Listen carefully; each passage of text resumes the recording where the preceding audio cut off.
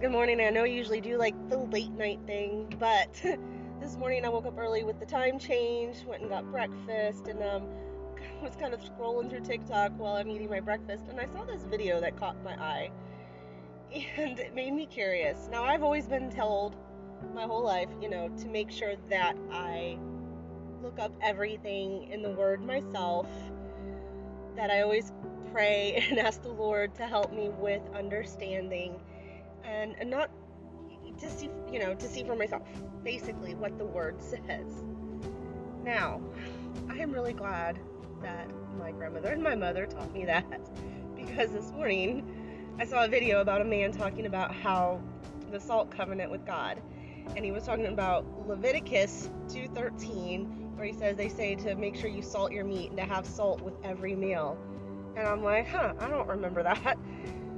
So, of course, I had to go back and look it up, which is what we should always do. We should always go to the Word ourselves, pray, look it up, and ask the Holy Spirit for understanding. It doesn't even say meat, and it doesn't even say meal. It says with the offering, he's talking about the offerings to the Lord that you present with a priest at that time. And he was talking about grain. Now, it was pretty interesting because at first I went to use my YouVersion Bible app, and I love it because it has every version of the Bible. You can flip back and forth very easily. And I had it set on the Amplified Classic version. And I pull it up and I'm reading it, and it says cereal. So you're telling me that back in Leviticus, the ancient Israelites are offering up Fruit Loops with salt to God. So now I'm wondering how the Amplified version came up with cereal. Okay?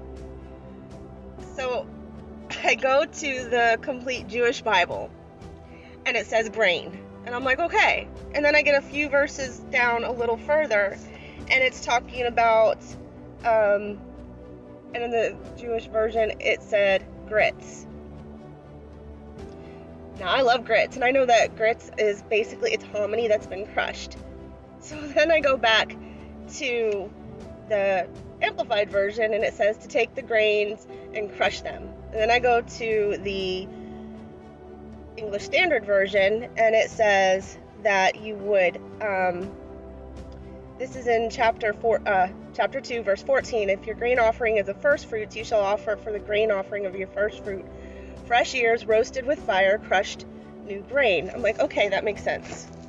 I mean, I love grits, but yeah, that's basically what grits are. But I still can't understand the cereal thing.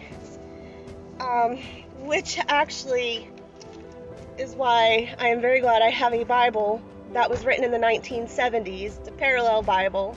I'm glad that I have a concordance and a Bible dictionary and a Hebrew dictionary that are all written decades ago. We need that because, I mean, come on, cereal?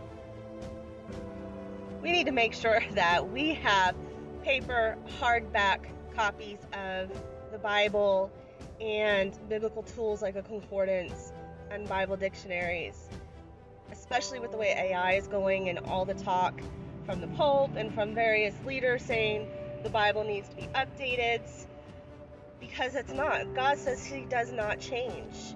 He is the same yesterday, today, and forever.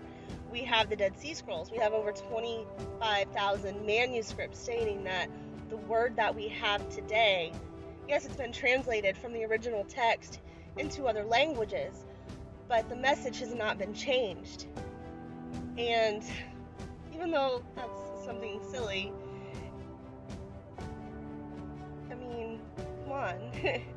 It's important. Jesus said we will know the truth, and the truth will set us free. And that's actually in John chapter 8. I'm going to start in verse 31.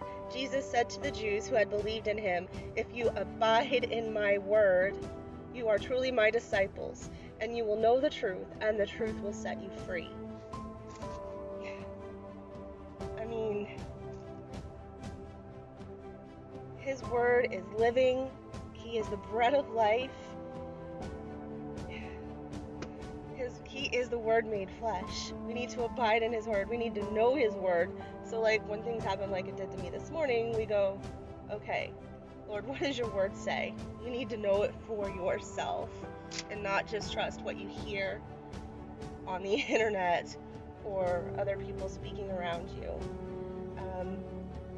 Also because, like I said before, when Jesus was in the wilderness, the enemy twisted and tried to manipulate the Word, but Jesus always came back to him with the Word and was like, no, the Word says this. You can't take things out of context.